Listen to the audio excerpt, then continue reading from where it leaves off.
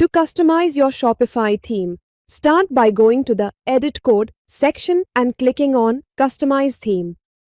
Once you're in the Customization panel, select the option to add a new section. Choose the section titled RI Header 5 from the available list. Within this header section, you have several customization options.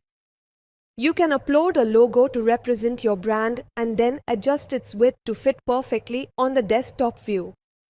For mobile users, there's also a dedicated setting to control the logo width, ensuring it looks sharp across all devices.